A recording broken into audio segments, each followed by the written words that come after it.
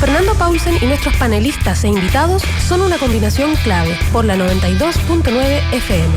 La clave me escucha.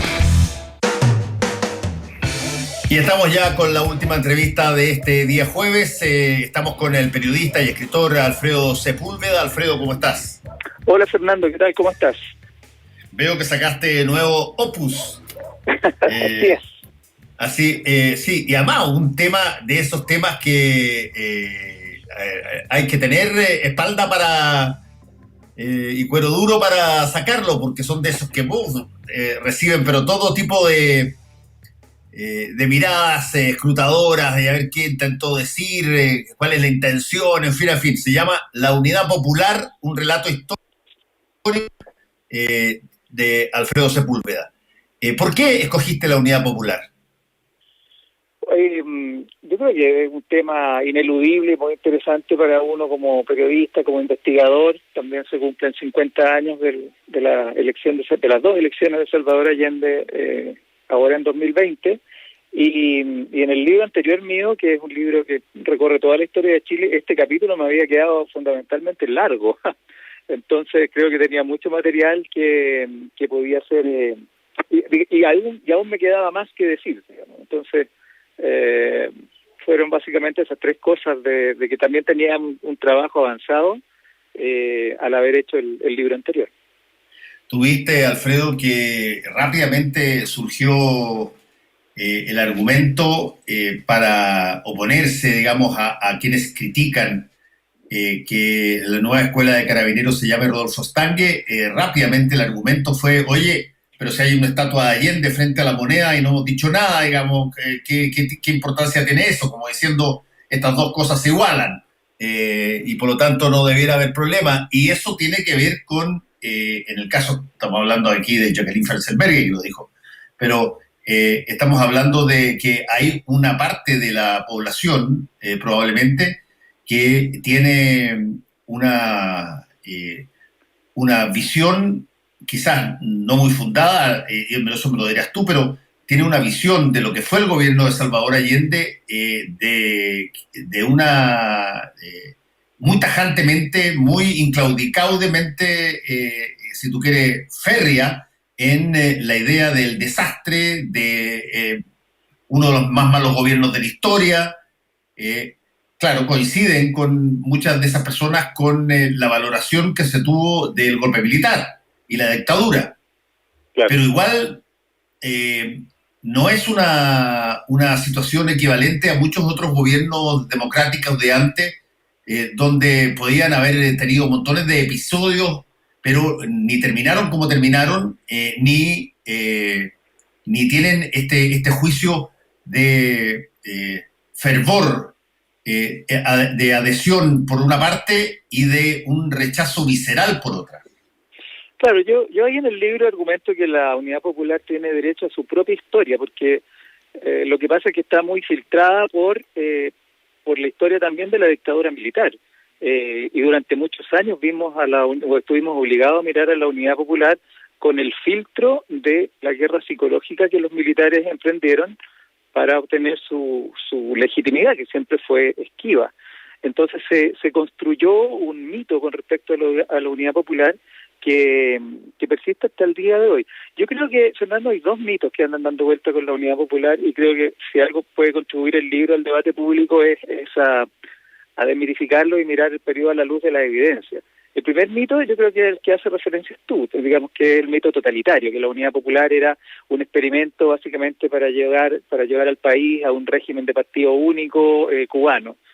Pero el otro mito es el mito socialdemócrata, a mi juicio, que la Unidad Popular era una especie de experimento de moderado que buscaba llevar una socialdemocracia de estado de bienestar, una especie de, no sé, gobierno de Bachelet II adelantado, que fue terminado por unos fascistas locos que de un día para otro se dijeron que esto no iba más.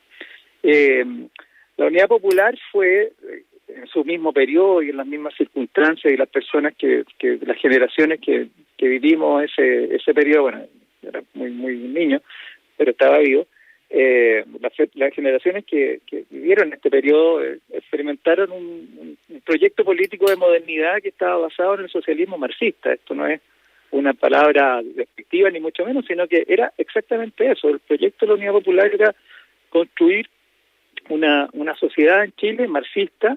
¿De qué tipo de marxismo? No llegamos a eso, porque evidentemente el proyecto estuvo asediado desde el día 1 y fue interrumpido, como todos sabemos que estuvo interrumpido. Pero el objetivo final de la Unidad Popular era eso, y esa era una respuesta de modernidad que existía en la izquierda mundial. Las socialdemocracias fuertes, digamos, que son gobiernos, las terceras vías, etcétera, etcétera, aparecen en el mundo con posterioridad a la Unidad Popular. En ese momento no existían, y esto era una especie de respuesta lo más moderna que daba la izquierda casi a nivel mundial para los problemas de modernidad que tenía el país en ese momento. Entre otras cosas, probablemente, Alfredo, porque era relativamente inédito obtener un gobierno por una vía electoral con ese tipo de carácter político que tú acabas de describir. Normalmente se daban condiciones similares después de revoluciones o guerras civiles. Claro. Y en ese sentido la Unidad Popular siempre fue absolutamente transparente en que su objetivo era lograr la sociedad socialista en Chile. No vendió ningún otro pescado, digamos. O sea, el día 1 que presenta el programa proponía que la riqueza del país se trasladara de una clase social, lo que ellos llamaban la burguesía, a otra clase social que eran los trabajadores. Y en ese sentido también fue Fernando marxista clásica. Mucha gente ve en esto como una especie de versión política y ampliada del hogar de Cristo, en el sentido de que eran los pobres la primera preocupación, ¿no? Esto era marxismo clásico, era la clase trabajadora chilena, era la primera preocupación de la Unidad Popular, y ese era el objeto de gobierno. ¿Qué tanto, Alfredo Sepúlveda, para investigar un caso como este, que está, como tú muy bien lo dijiste, pero en la médula de gran parte de nuestras divisiones desde el 73 en adelante, y que a cualquier condición que se produzca relativamente asociada a aquello, surge instantáneamente una polémica muy fuerte? Lo acabamos de ver en el caso de la Escuela de Carabineros, que va a ser nombrada con el nombre de Rodolfo Stange. ¿Cuál es llamémoslo así, la fidelidad con la cual tú te encontraste a la hora de los relatos, a la hora de los testimonios, a la hora del reporteo? ¿Qué tanto se defiende esa situación por parte de quienes padecieron la dictadura, y qué tanto se acicata la crítica por parte de quienes resultaron vencedores al final ahí?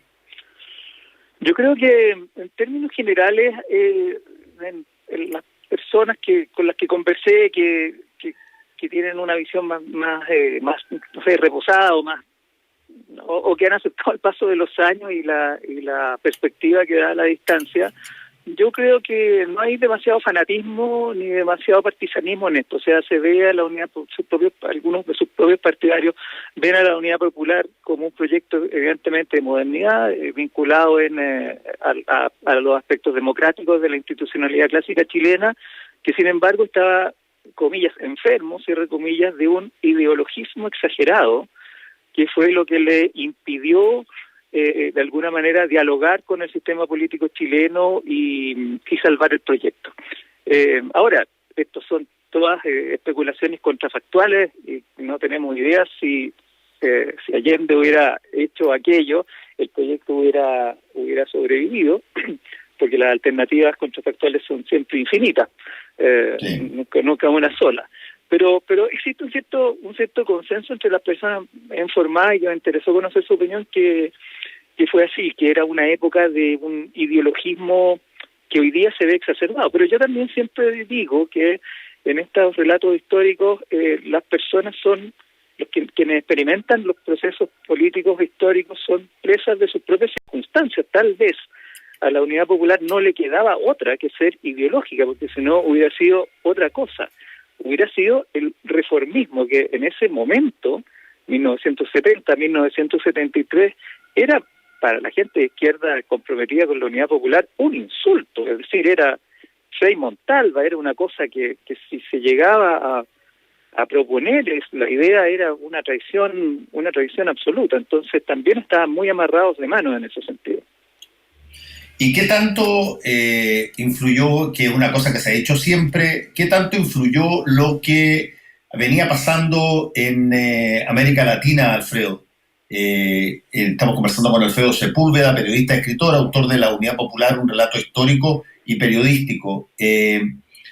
Lo que estaba pasando después de la Revolución Cubana del 59, lo que estaba pasando en Bolivia con la guerrilla liderada por el Che, lo que estaba pasando en África. ¿Qué tanto ese tipo de cosas condicionan de pronto la visión ideológica de lo que tiene que ocurrir en el país? Yo creo que la Unidad Popular está más tensionada que condicionada por la Revolución Cubana.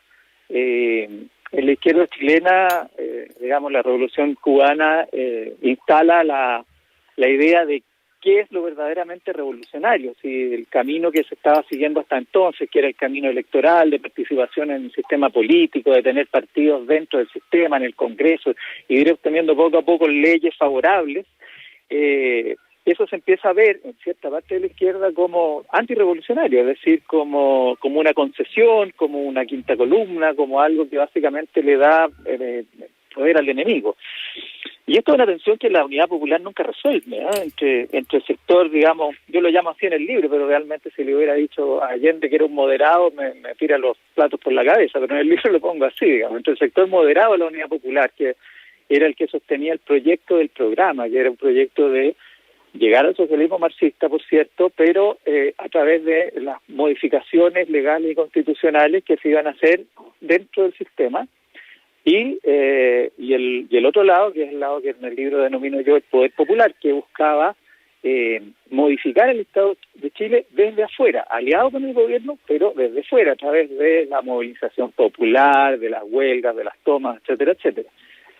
Y esta tensión, que está instalada ideológicamente por el resultado del triunfo de la Revolución Cubana, porque los cubanos, digamos, buena parte de los objetivos de la izquierda latinoamericana los consiguen en 2-3 años, evidentemente con un régimen militarista de partido único, con violaciones a los derechos humanos, pero en ese momento se ve como una respuesta latinoamericana exitosa.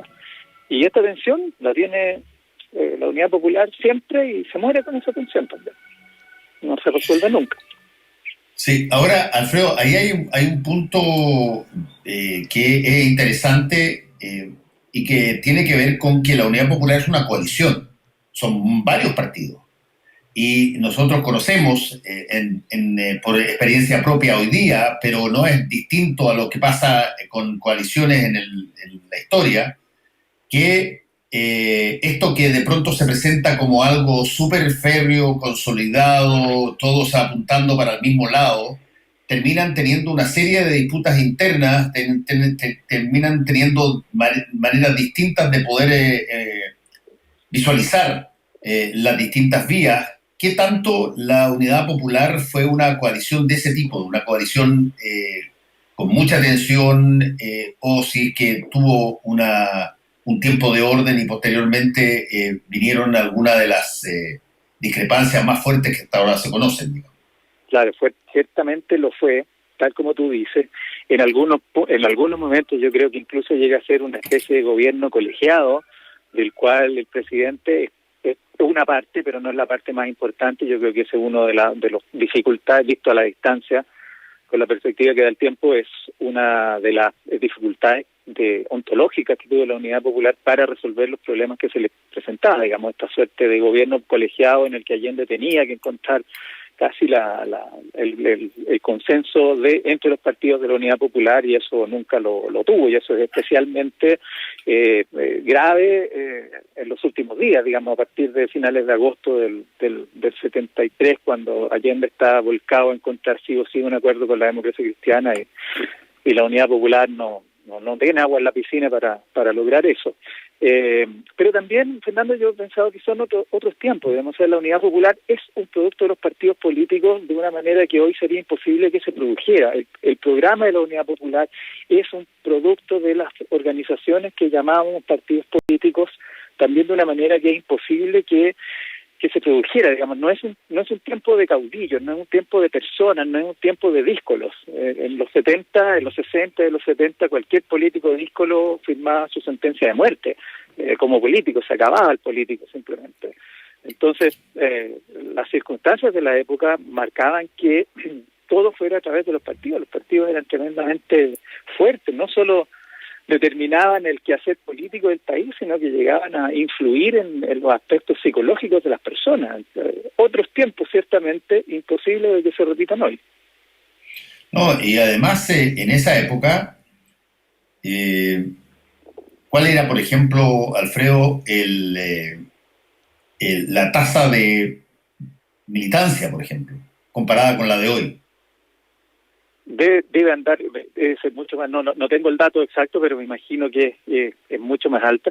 Y no solamente la militancia firmada, sino que la adscripción ideológica.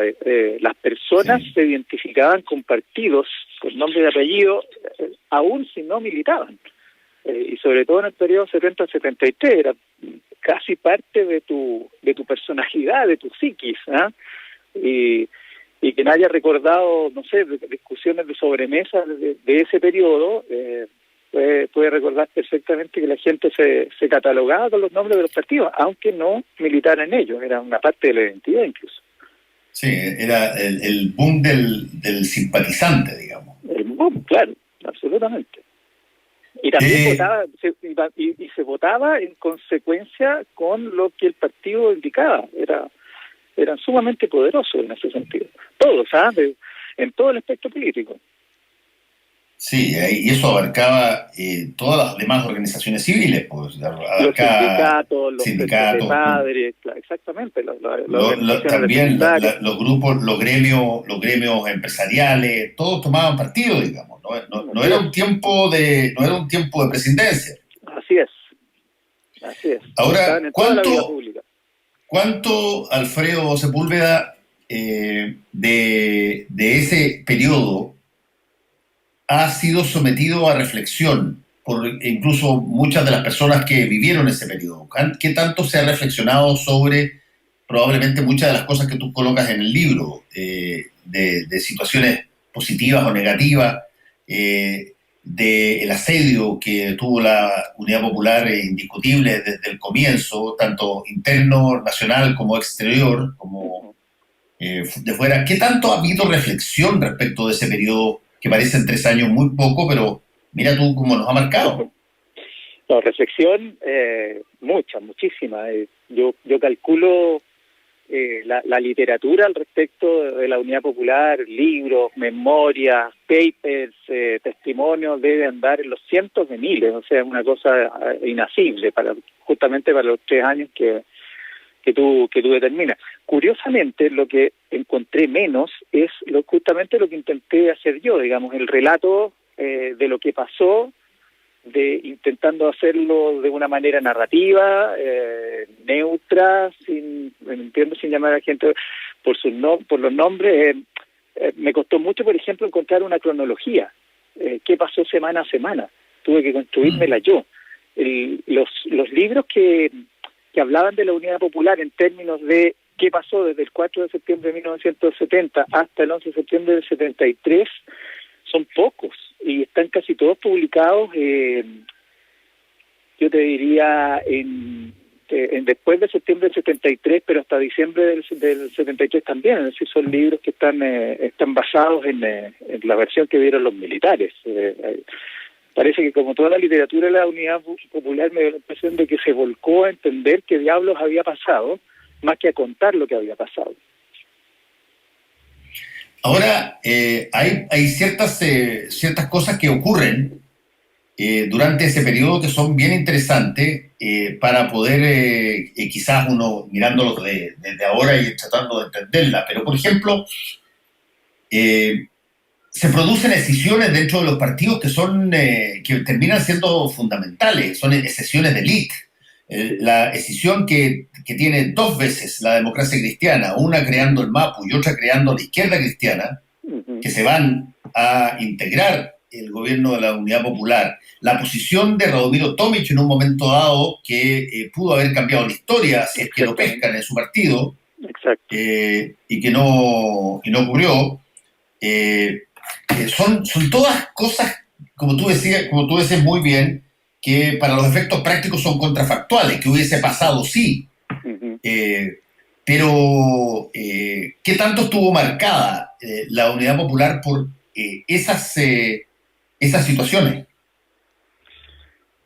Bueno, en la democracia cristiana yo creo que es fundamental lo que para lo que viene después. La democracia cristiana pasa el 64 de un proyecto que se llama a sí mismo socialista. Los demócratas cristianos de Frei Montalva. Socialista comunitario, claro. Sí, se llaman socialistas. Ellos quieren superar el capitalismo. No son capitalistas. Y si les dicen capitalistas se enojan.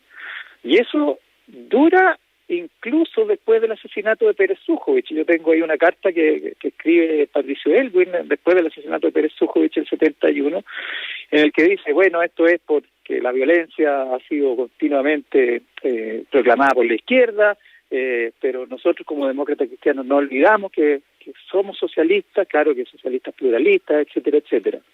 Y bueno, y lo que va pasando en la democracia cristiana es que se va desgajando su izquierda, se va pasando a la Unidad Popular, y queda en ese periodo que va, yo creo, después de las elecciones de abril del 71, las municipales, la democracia cristiana pasa a ser un partido más bien que sirve a un electorado de derecha moderada, digamos, a los ex alessandristas. Esas elecciones de las municipales del 71 son bien interesantes porque todo se corre a la izquierda. Fíjate, la democracia cristiana mantiene, con respecto a la elección presidencial de septiembre anterior, mantiene más o menos el mismo porcentaje, pero la Unidad Popular lo aumenta y el Partido Nacional lo disminuye. Y donde se corre, bueno, claro, la unidad, todo se va hacia la izquierda, todo se corre hacia la Unidad Popular. Los demócratas cristianos se pasan a la Unidad Popular y los de derecha moderados se pasan a la democracia cristiana.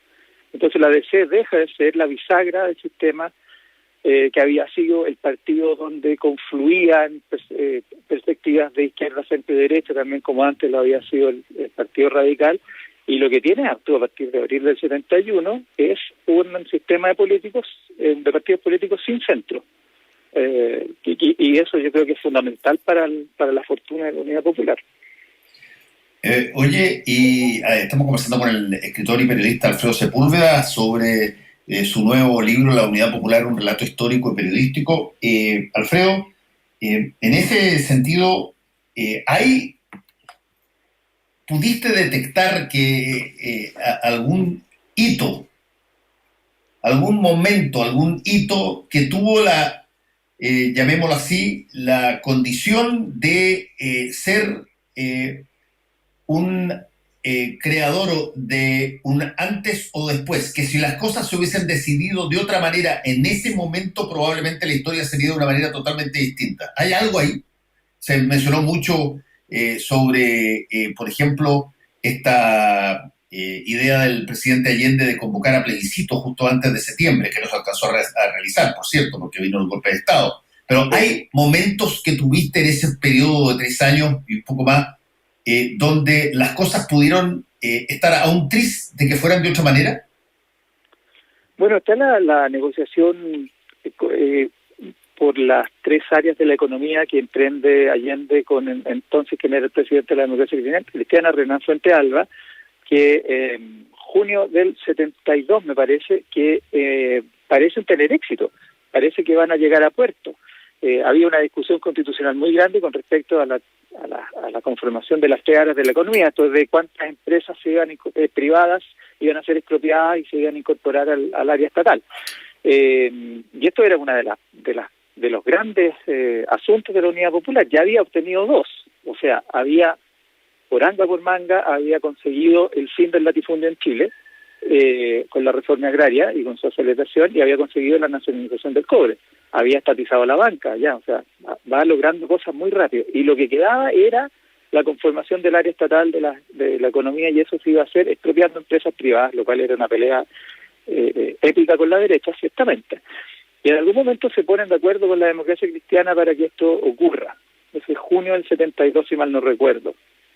Pero los sectores de derecha de la democracia cristiana, encabezados por el expresidente Frei Montalva, bajan esta negociación.